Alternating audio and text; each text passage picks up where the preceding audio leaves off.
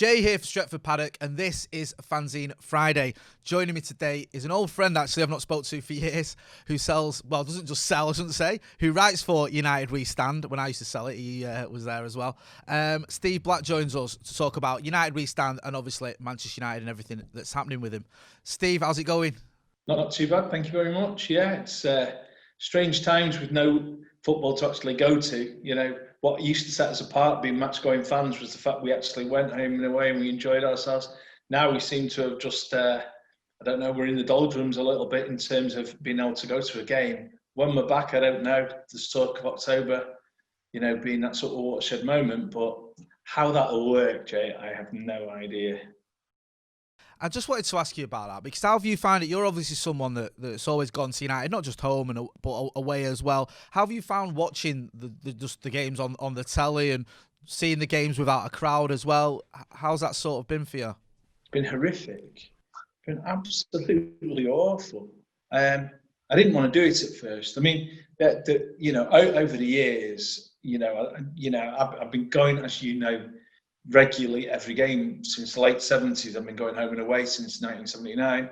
I was at home, you know, I was at Old Trafford all through the 70s when I was too young to go away, if you like. You know, that's how I know your dad and stuff like that. We were home and awayers and stuff. That's how I knew you from being quite a young boy, you know, a young lad.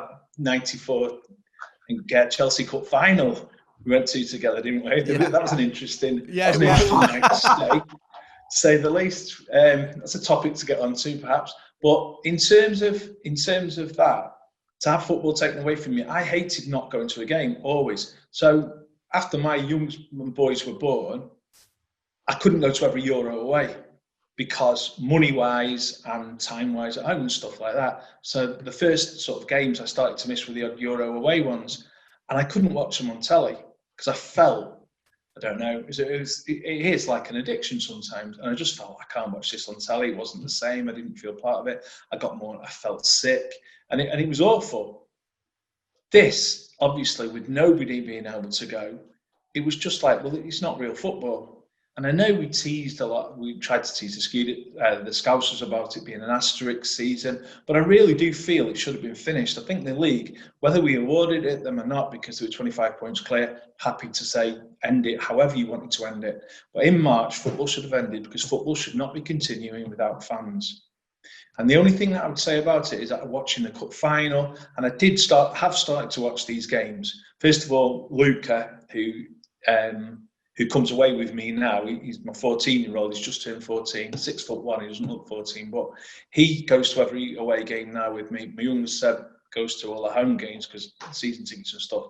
But what I would say is that when we've watched it on telly together, because he's mad keen on watching it, I've said to him, look at these players warming up. And before, when the players run out, they're skipping, they're jumping, they're doing knee jumps. You know, you can almost see the hairs on the back of their neck go up. You can see their excitement, the crowd's doing it. You know, their adrenaline is pumping.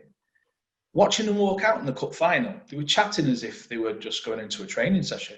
And I think that's been the big thing. Even the two European Cup finals, and I didn't watch the Champions League final, but I watched a bit of the other one. They were just like training games, and it was so false. And I know Andy interviewed Ander Herrera and asked him a question about, you know, fans and what's it like. But I think for me, they are just training sessions, because football at that level has to have, I think it has to have a crowd. It has to have that interaction. It has to have that passion. To create the passion at that level, I think it needs a crowd. And I think this is what worries me. So I've hated it. I have watched it. It's been absolutely awful. I've had to turn the crowd noise off because I think that's been ridiculous, putting crowd noise in it. Embarrassing. So I've had to turn that off. And it's been interesting listening to them shout at each other, and it's been interesting some of the things that they've said to each other, you know, when the cameras have picked it up. But, you know, if you score some of those goals that have been scored in that time, and you've not got a reaction of you know, 30, 40, 50,000 people, I don't see the point. I would have just stopped it, and I wouldn't start it again until we could all be back in attendance. But maybe that's, you know, that's what I would have done. Yeah, I can see where you're coming from, and it has been a bit bittersweet when you saw like Martial's hat trick and goals like that, the world he scored, and you think, I'd be there now, be there celebrating that, watching it, and instead I'm at home. It's not the same. I take it then if they do let fans back in October, you'll be at the front of the queue. I don't know. I mean, well, yeah. I mean, obviously we'll apply. I don't know how it'll go with the season tickets, whether they'll have to go. I mean, you're going to be pretty peeved, aren't you, if you get Crystal Palace and then someone else gets, Liverpool and City, and then you end up getting Aston Villa or someone. You're not going to be overly pleased. So I don't know how they're going to do it, whether they're going to categorise games. I think for me, it's this. There'll be no one sat 3 seats to your left. There'll be no one sat 3 seats to your right. There'll be no one till 2 rows behind you and 2 rows in front. So in effect, you're just going to be sat there like that. Unless, they might let small family groups.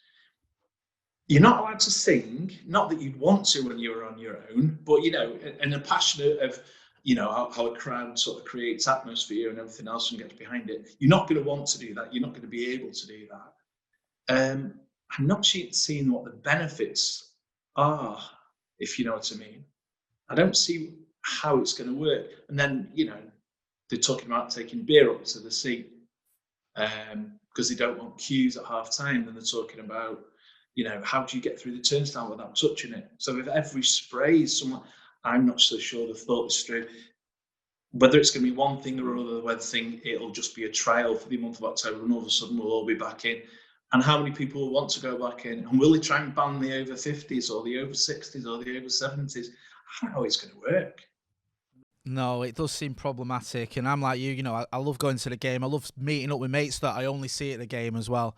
There's certain people that if I don't go to the game, I don't see them. And, that obviously is potluck, whether you're going to be able to see them when you go. Like you say, though, the away games are going to be the worst one because home games, you might have your own routine. So for many, many years, routine for us was getting the fanzine from the house, the United stand from the house, taking it, selling it, loading it up afterwards, going for a beer afterwards. But for many people, home games can be just putting the family in the car, going to the game, coming back home, and life continues. But for away games, that's been our hardest. I'm lucky enough to go on the monkey bus. Been ours for many, many years. And the nucleus of lads that go on there, missing them because we can always say we can have the worst 2-0 defeat and 15 minutes out of Brighton on the way back. We've largely getting it out of our system, and certainly by Birmingham, it's completely out of our system. Losing games when you're watching it on telly, it's not out of my system the next day.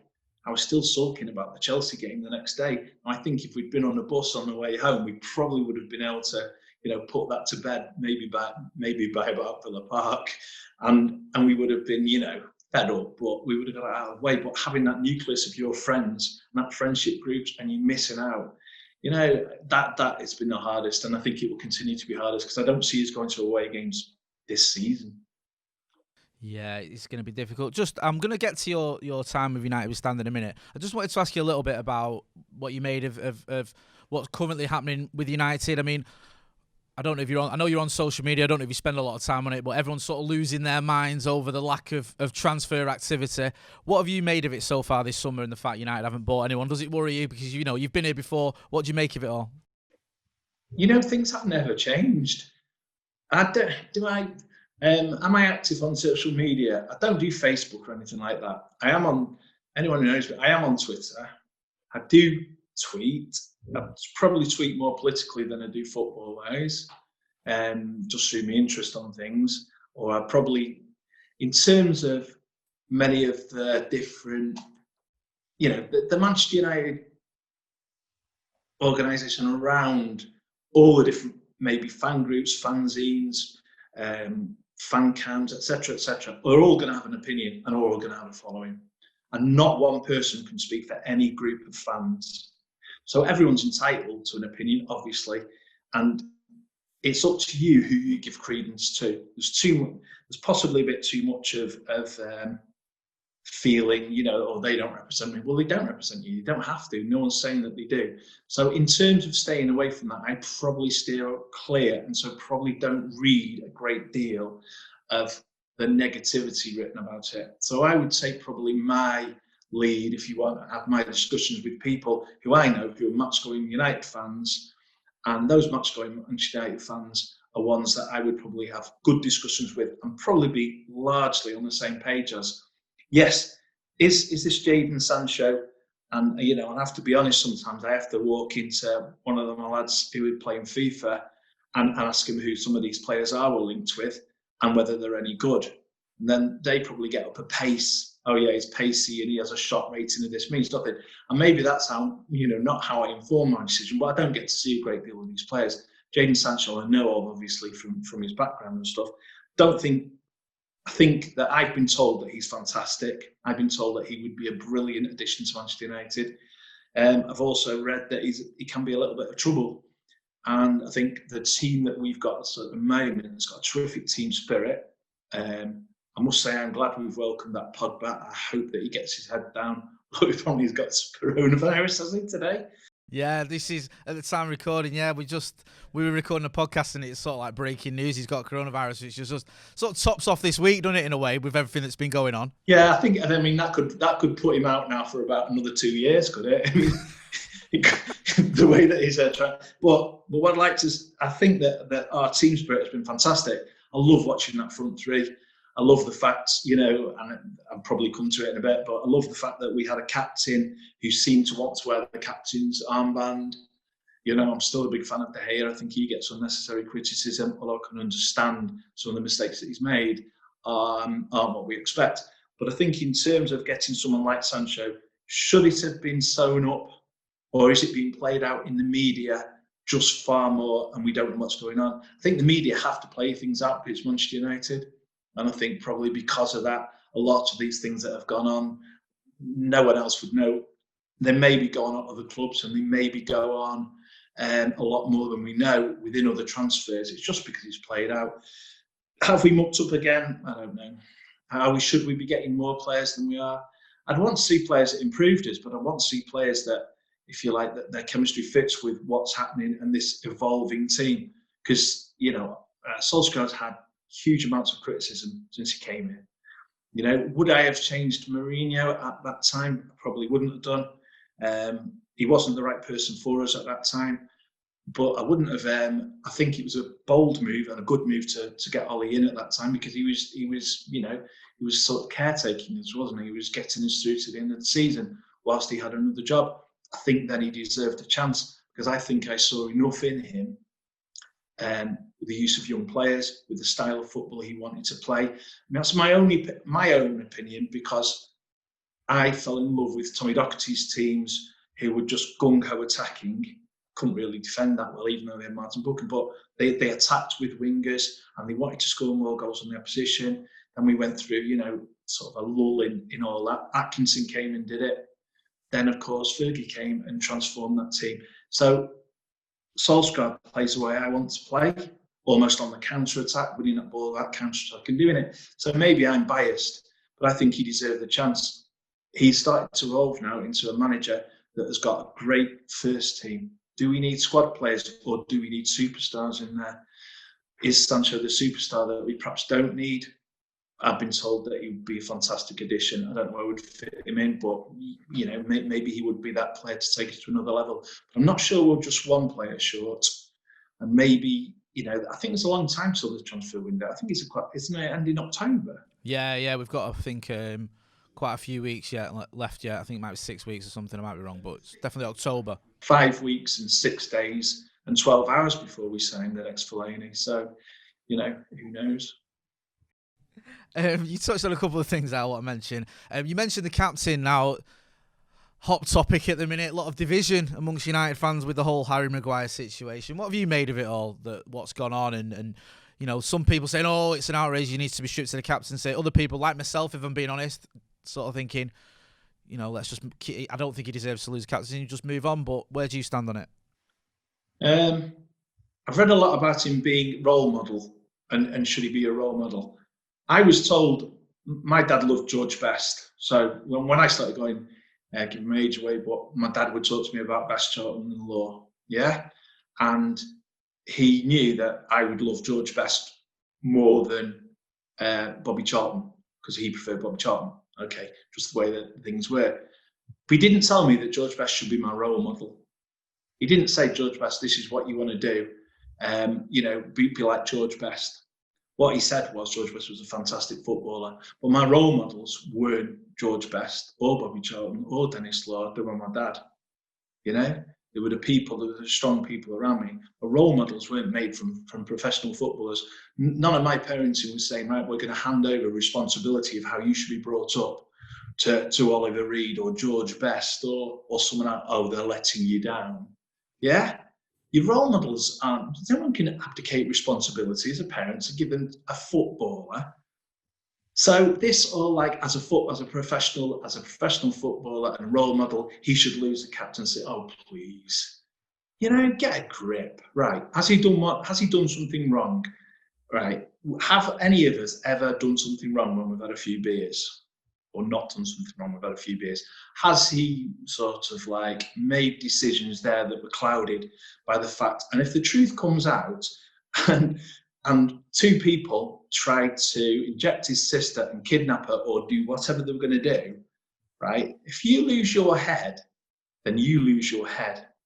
And if it's against, and if the police are acting in such a way that you cannot describe to them what's actually happened, you're gonna lose your head. Now, it might not be right, it might be wrong. It's not for me to judge. I wasn't there, but to absolutely castigate the guy in the way that he has been doing, and the likes of Henry Winter and stuff like that, who are demanding who the heck are they to demand an apology of what happened in that situation. So I think you have to wait and see. I think the second trial will come. The truth may or may not ever come out. But what I'd say is it's nothing to do with Manchester United Football Club, what happened on the summer break when he was on his holiday. And United will find out the facts, and I'm sure that they will act responsibly, and he should keep the captaincy, and I don't see why he shouldn't play it. And if the FA want to throw him under the bus like they allowed Beckham to be done that too all those years ago, and the likes of the Nevilles who were booed by England fans, you know what? We know what to do. He's more than welcome back at Old Trafford. I'd love to see him perhaps play a little bit better, but maybe that's a different story. But I'm backing him 100% as a Manchester United player. Just think we need to find perhaps a centre-half pairing that would bring the best out of him. But again, we'll see next season. 100%. I couldn't agree more with all that. Talking of all the, you mentioned the great teams you've seen and the successful teams you've seen as well, and you sort of the job that Ollie did as caretaker. He's obviously had his first full season as permanent manager. Do you have faith in Ollie? Do you think he could be long-term the man to get us challenging again? And when I say challenging, I don't mean for top four. I mean challenging eventually for trophies and titles.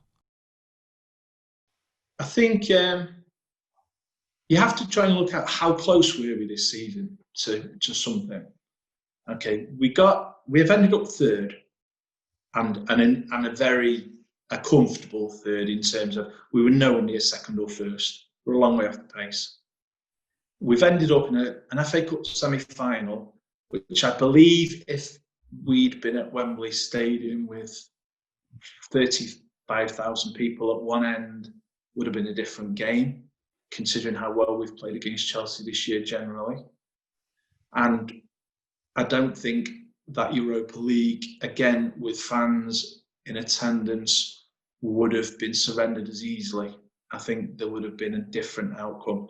If United had got to a cup final, or both cup finals, or even won one of those trophies, I think you would have had to turn around and say, who's had the better season in Manchester? Because is there a difference between second and third? A league, the City's League Cup to a Europa League or to an FA Cup, you could have judged proper progress. As it is, at the end of the day, we made the top four, we didn't win anything. Okay? That's not the firmest of foundations for those who are going to judge him next year. In an unreal season next year, though, with no fans in attendance, it's very difficult to judge how players. I think United are got over the line still by the crowd, by the Stretford or whatever you want to call it. That pull, I think there are times last season where we saw enough and we could get them over the line. But I think all these teams are going to be playing a certain way. It worries me that he just hasn't got the squad depth to be able to kick on. Whether that's his fault, whether that's the club's fault for not backing him in the transfers, I don't know whose fault it is. What I would say is, though, that I think he's deserved at least another season. And I think we've seen progress, particularly in the way that it's bringing youngsters along. We've said forever, haven't we? We don't want to play the way that some of Van Gaal's football was, because it was too tic-tac boring. We said we didn't like the way Mourinho was. We couldn't stand the way Moyes was playing. Why not? If we're not playing well, why are we playing, X, Y, and Z, who we don't think are good enough? Why aren't we playing those kids from the youth team? Why aren't we? Ollie's done it. Ollie's done what we've asked of him. He's gone out and said, right, here you are. Here's Greenwood. Here's Tunsbury. Here's a couple of other lads. He's playing the young lad at left back. Who I think it's lovely to see. He has 2 or 3 games, and someone goes, "Oh, he's not good enough for United." Oh, rubbish! Just watch him play.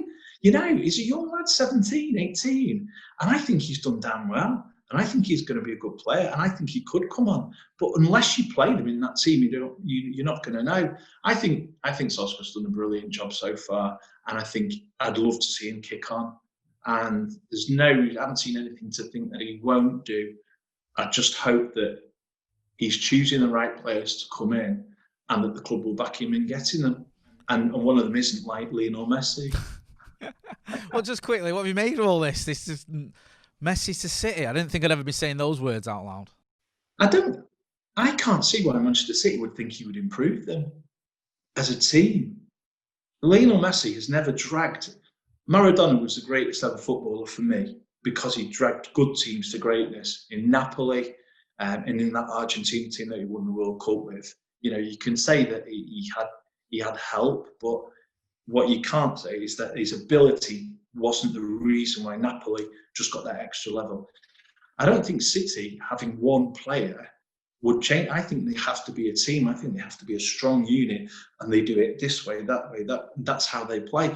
Messi, with no fans in a stadium to adore him, what is the point? If you were a Man City fan and you said, right, we've now got a player on £1 million a week, on all my other players now, your Fodens who are coming on, whatever, are going, I'm on a paltry 100,000, which isn't towards, but you know what I mean? Yeah. They're going to see their parity is going to be, well, that's what I want. I want to be towards that. I think it upsets a great deal.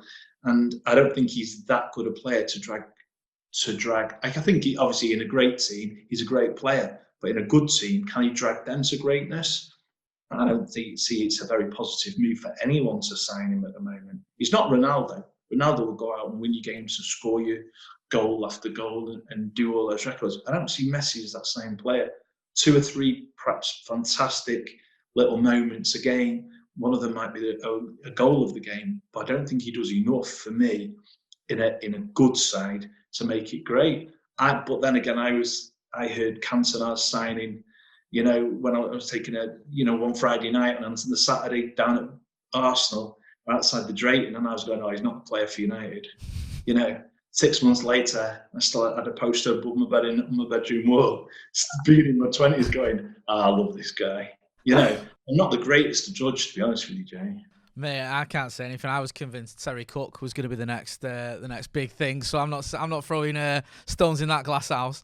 I just want to ask you about your time at United We Stand, because obviously you've been involved pretty much. Am I right in thinking since the early 90s? So like maybe a few years after it first started. Is that right? Because I know you're mates with Andy. Just tell us a little bit about how you got involved and what that's been like for you over the years as well. Writing and being involved in a fanzine that means so much to so many people as well. It started off, I'm an Urmston lad. Andy went to the same school as me, Chris Robinson, who does Red Issue, did Red Issue, I went to school with. And I'd started getting involved with some writing with Red Issue.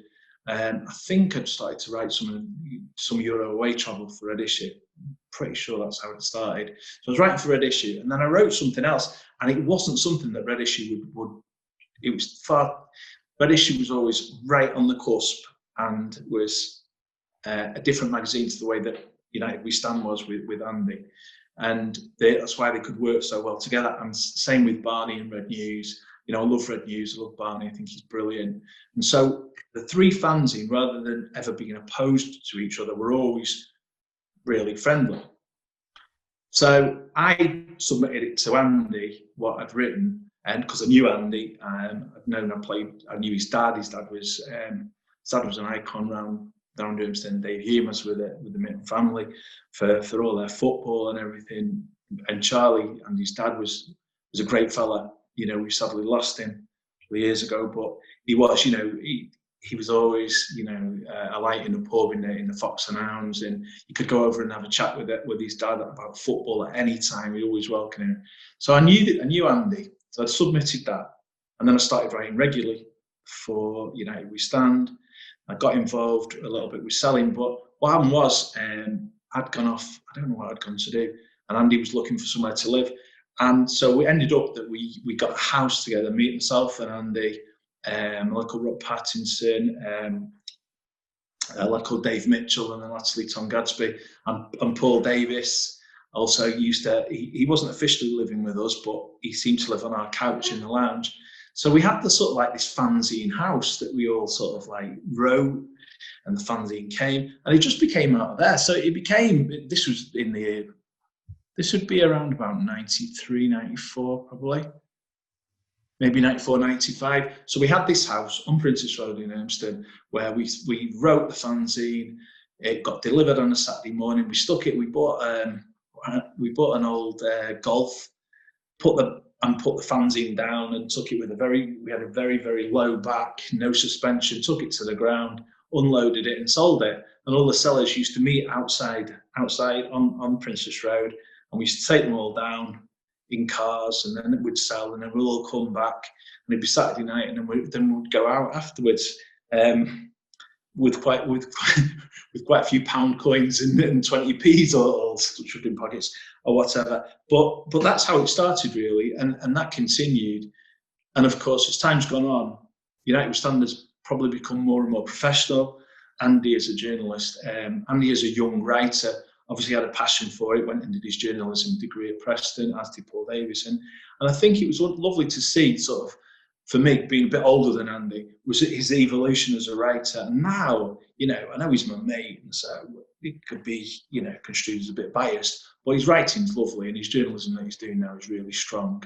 And I think I'm proud that, you know, I like the fact that he's come from what we all came from in terms of that fanzine and that way, you know, a group of mates writing, and how he started. He started it obviously in the 80s, you know, writing 50p and photocopying it. But the magazine that it's become, to win Fanzine of the Year a couple of times in quite a strong market with a lot of passionate people who write about their football clubs. I think it's really, really good.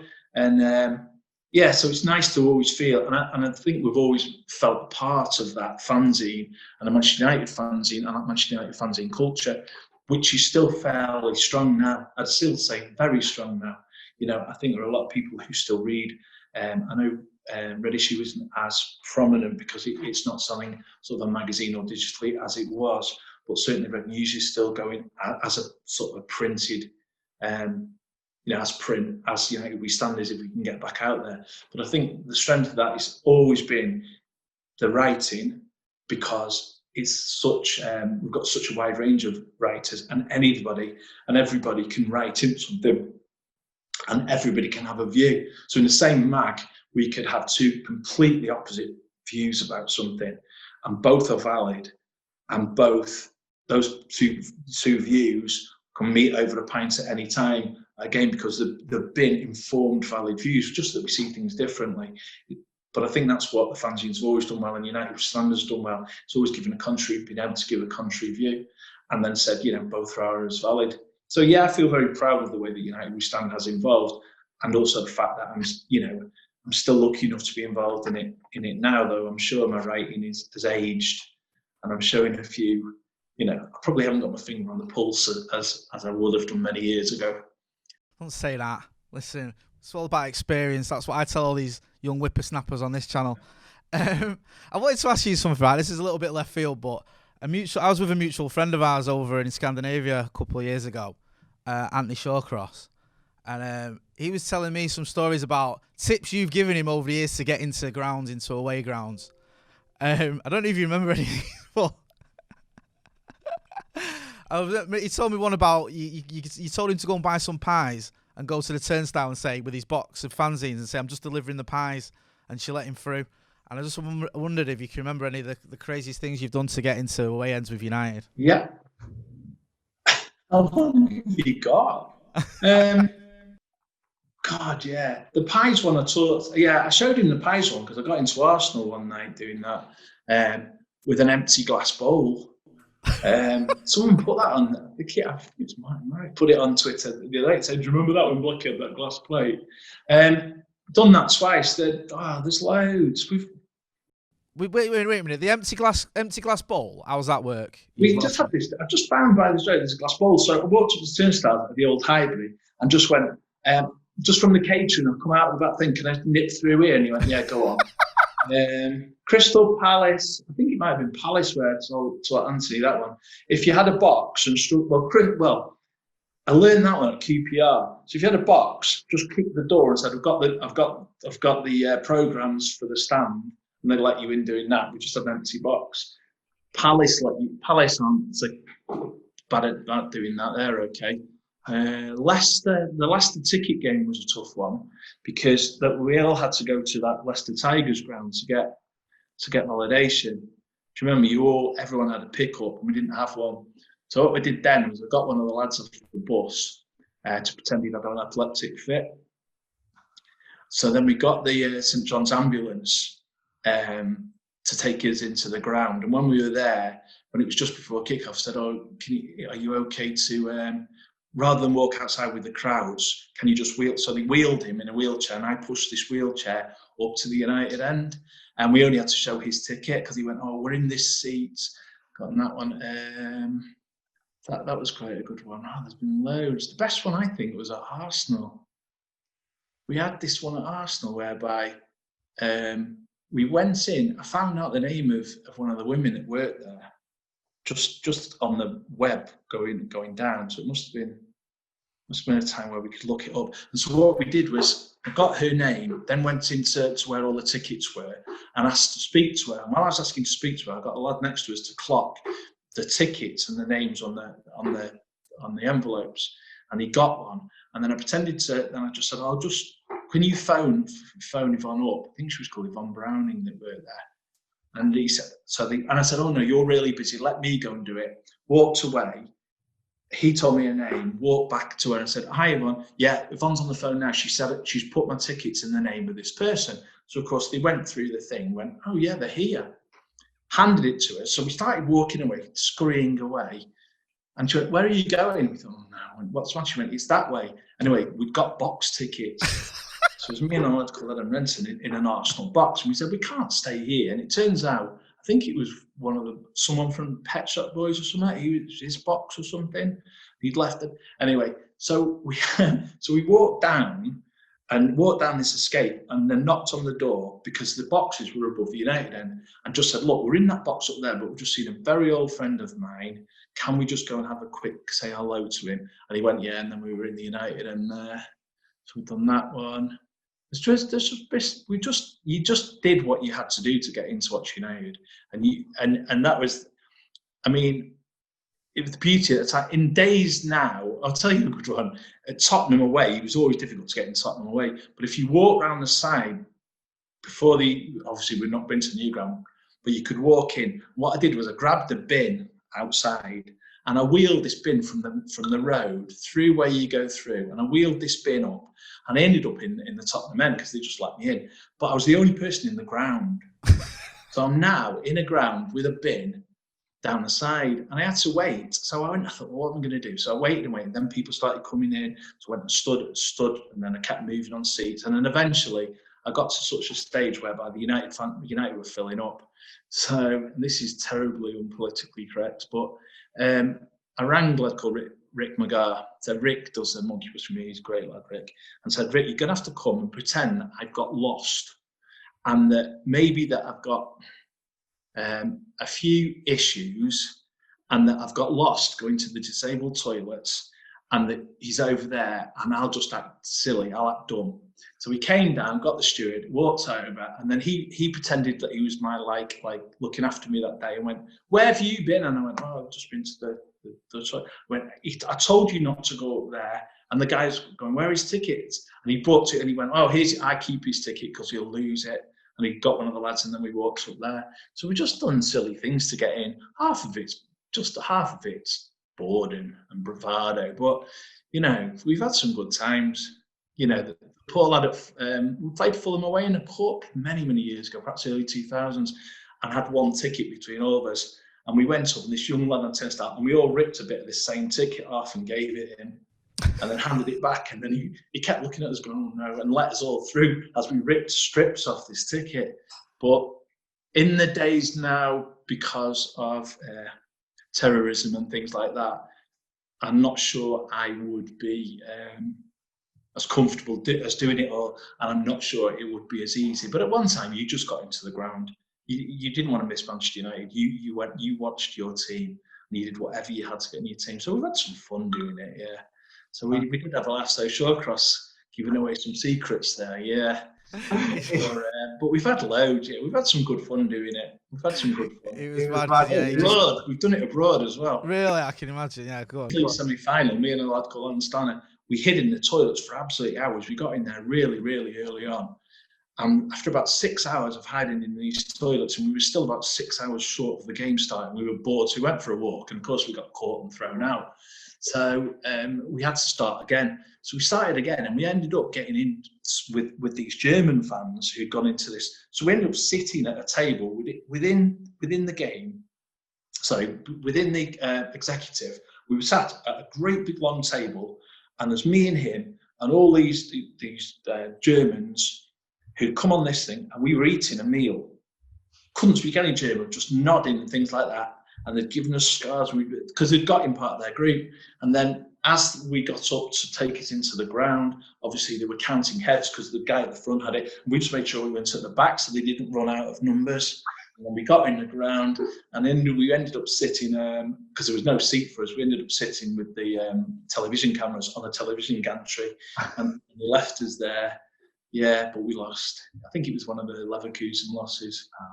I think Forlan missed a chance near the end. Aquino scored, I think, in the first half. I can't remember. One game goes into another. I can't remember who scored half the times, but yeah. So you just did what you had to do. But I'm not alone. There's lots and lots of lads who've done far better and greater things than I have to get into games and taking far more risks. Yeah, but it was some fun. It was just when he told me, I was in stitches. He was telling me like, "Oh yeah," he just said, "Say I've brought the pies. I've got the delivery of pies," and she was like, "Yeah, go on." Like, so simple. He cost him the price of 2 pies to get in, which he was, you know what I mean? It's like, just before you go, Steve, I've loved chatting to you. I know you've got loads of memories and sort of time with the mag, and as a fan, you've followed United for 40 odd years. What's been the sort of standout memory for you? Because I mean, there must be loads. If there's one, like, you know, sort of whether it's a season, a match, a time when you just look back on and think that was a sort of a great time for United and being part of the mag as well. There just probably isn't. There probably isn't one. I mean, the relief of winning the first title after 26 years was huge. You know, that really, really was huge. And I think from that journey that Ferguson gave us was just wonderful from start to finish. And, you know, and it was just the right time for me. And I feel sorry for, you know, hope that, you know, that my lads get that same sort of like period of Manchester United history that is so rich, that they can be so beautifully involved with, and feel that that's their team, their club, and feel so much a part of it. And I think for me, that journey that took us on via Barcelona, because we had great moments, 91 in Rotterdam, and working all the way through there. You know, something began. And then by 99, when we won the treble, again, you felt so much of a part of it because of the preceding years. And then you got, you know, and then all through working through the 2000s. So that team that he gave us in 2008 with, you know, with Tevez and Rooney and Ronaldo, and the moments in you know, 3 finals in 4 years, and you know, being in Moscow, it was just that journey that he took us until 2013. And when that ended, but it ended an era of just absolute wonderment for us, and being a part of that, and making the mates that I made during that time, and having that time with, you know, as part of watching a fanzine grow and filling that time, and those friendships that we developed. I think it couldn't have been better. You know, it was the perfect love affair, if you like. And so now, probably for me, seeing all those, some of the bitterness that's going on, and seeing some of the things that are going on with it, it doesn't much sense to me because I did that, and maybe their time will come. But I feel very, very blessed to have been part of that time, Jay. In whatever way. No, I agree, and I remember that first title, and mates with my dad. I remember seeing him and his mates up like in tears, and I was like, wow, but they'd waited so long. You'd all waited so long, and and I do feel, I'm like you, I feel sorry for the younger fans, and hopefully they won't have to wait 26 years for their first title. Steve, it's been great chatting to you. I could have chatted to you for hours. I've loved it. We're going to put a link in the description to United We Stand so everyone can check out Steve's writing and the magazine, the digital magazine, and hopefully it won't be too long till the back at the stadium you can get a hard copy as well. That's been Steve Black from United We Stand. Steve, thanks for chatting to us, mate. No Good problem, stuff. Anytime. Thanks a lot. So that was Fanzine Friday with Steve Black from United We Stand. Don't forget to hit like, share and subscribe. I've been Jake. This has been Stretford Paddock. Thanks for watching.